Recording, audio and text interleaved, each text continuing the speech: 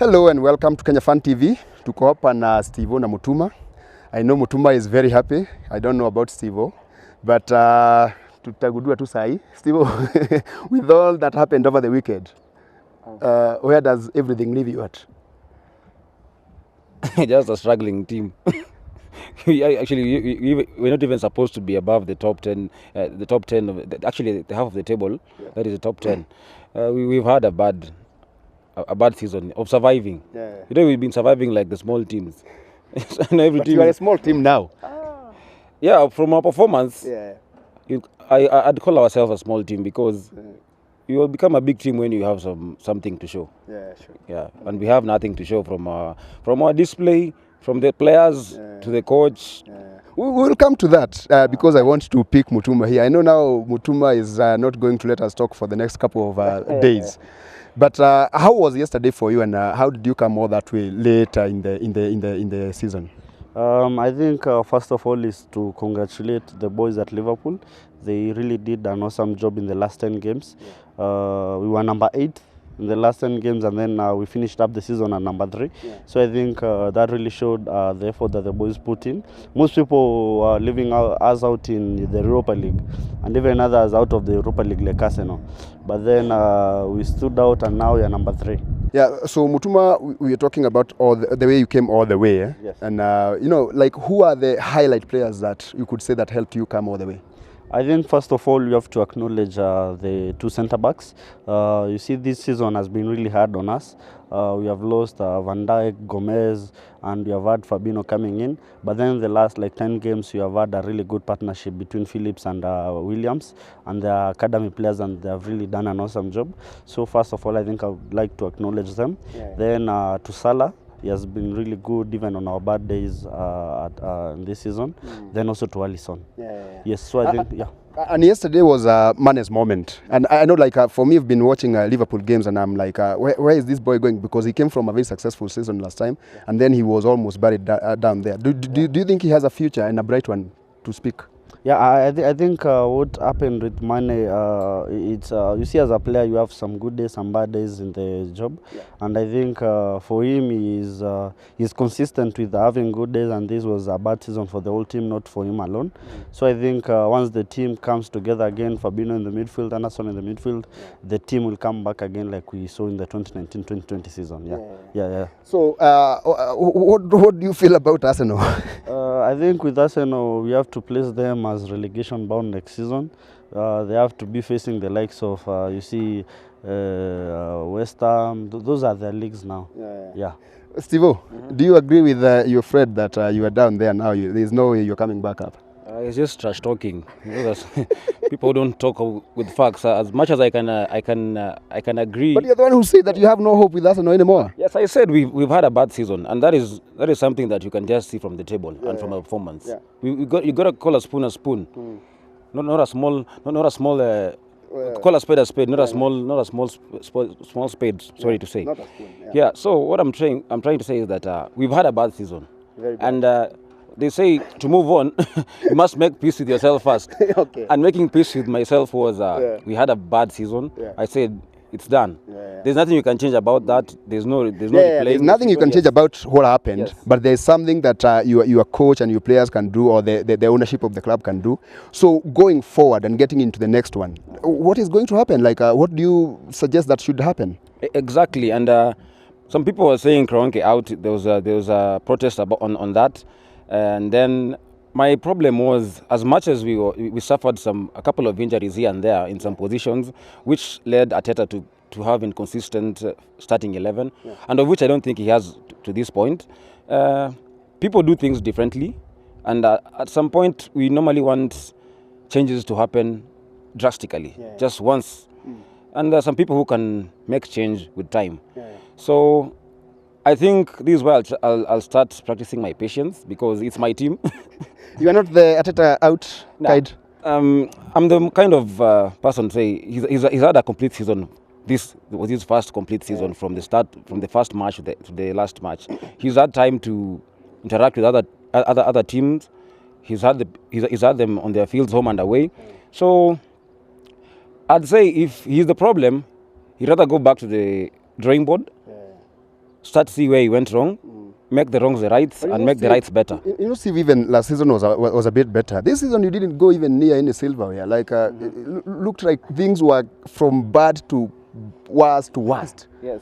That's why I say Where are you on the table now after yesterday's games? number 8.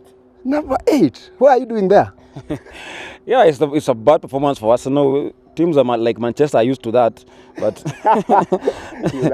they're used to being down there and struggling.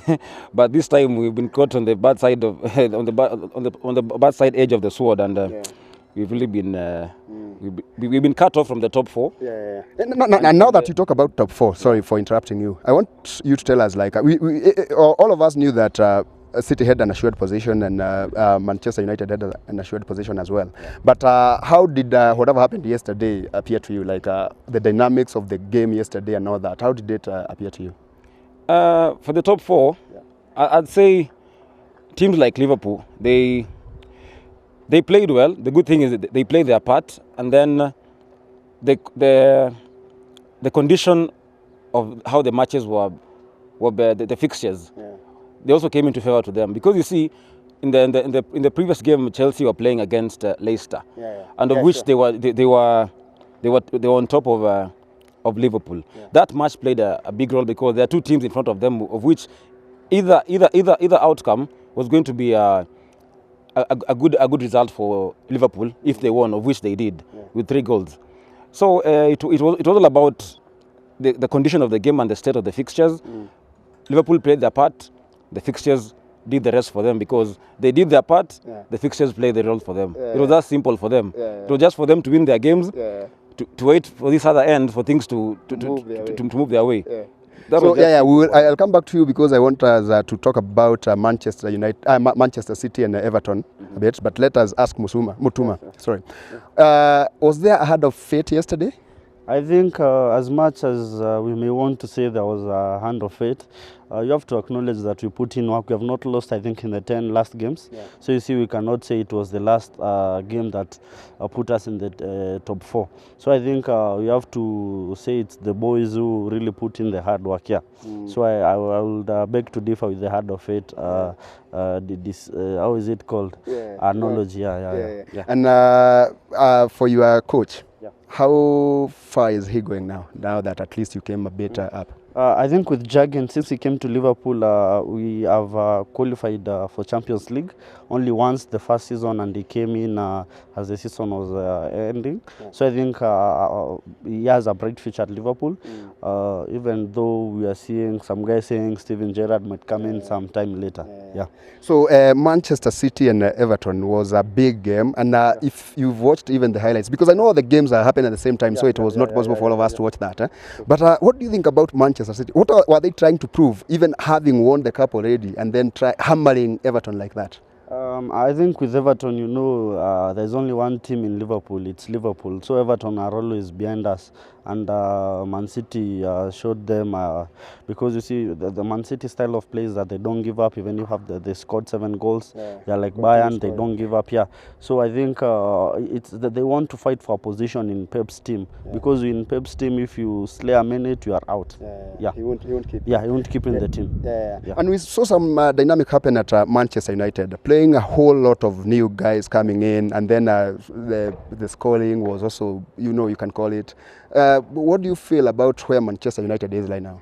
I think Manchester United is trying to be like Manchester City, which they can't. To play the new guys, they will be beaten. We saw the other day they were playing the academic guys before they came to play with us. They were beaten. You see, so I should ask Manchester guys, please play your usual team. These other things, please leave to pros. So now we have that, Steve. It's home already. It came home yesterday, and now we have what is happening at the Serie A. Again, it was a tight for the top 3 teams. What do you have to say about that for now? For now, I think for the top 3. One thing I was sure of is that the first 2 spots were already taken. But I think before the 10 games were played, the last 10 fixtures, the first 2 spots, that is Manchester City and Manchester United. For United. It was just a matter of gaining more points, because the league was already gone. It was a matter of just maintaining where you are, keep on winning your games. You know, when the league is on, you keep on playing, regardless, because you need that chemistry of a team to continue building up. Because if you keep on saying that now it's already it's dead and gone, when you say it's dead and gone, you'll find yourself. You cut yourself some slack and just give it your all, because You got to have some team spirit as well. yes, you just have to harness your energy. Give it your all, because there's next season, because you have to prove a point. You see, I'll give an example of which it might not be relevant, but you see, Pepe has started playing when the league is off. Someone yesterday was commentating saying that in his mind, I think he's wishing that the league should be now continuing, because he's have another chance. because he's on his edge. You see, that is going to make a point for the team. Right now that we're heading to the Europe. Sure. Yeah, we're going to Europe. Players are going to have another exciting experience. Matches are going to be happening international, national level. You also need to be picked, because people are trying to impress, because they want to be in the first 11 of their countries. So I think you keep on grinding, you keep on working hard, because there's next season, because you need that form to continue. And what about Serie A? You know, like we saw some few dynamics happen yesterday. I think Juventus came into the top 4, so again they get into the champions. How was that for you? Like, I know you were following that as well. Yeah, I think from actually when you talk about Serie A, I can also talk about La Liga at the same time, because since 2013-2014, you see Atletico now are back to hold that cup again. Then you see like Serie A, Inter, man, those guys were already exploded. That they had gone. You see, there's one thing about Serie A. Serie A is a kind of place where, when you're on top, you find that you've left your people with almost 10 points, 15. That league is in a funny way that you never understand. Because you see, there's a time Juve took it. They took it unbeaten. Because I never take Serie A being competitive. It's more of a, if it's your time to shine, you shine. You shine. It's not like the Premier League, in the English Premier League and the La Liga. La Liga, at least we normally know that it's either Barcelona or Real Madrid. But when Cristiano Ronaldo went to Serie A, things started changing. Barcelona dominated a little bit. Now you see Atletico are coming back again. The diversity of the other side. So I think we're going to have an exciting Champions League next season. Looks like so. We're going to have an exciting Champions League next season, because you see, when you see teams like last season, you see teams like Ajax coming to the Champions League and threatening big teams. Football is changing, dynamics are changing completely. Football dynamics, everything is changing, at least for now. Looks like things are not changing for Arsenal, so we will wait for them. So Mutuma, we are calling this home as well. So what do you think? They go to Europe, but they still come back for the start of the 2021-2022, So what do you feel like will happen now when the teams are back and the league is on? I think most teams will have to sign new people. Most teams have fired their managers, so they have to reassemble the whole team again. So I think we'll have a very busy period of signing new players. Most are free agents, like Gini Wijnaldum. So you will be seeing a very busy, I think, break, and most players going to new teams. All right, let's see what is going to happen. We will be here for you on YouTube, Kenya Fan TV, Facebook, Twitter, Instagram.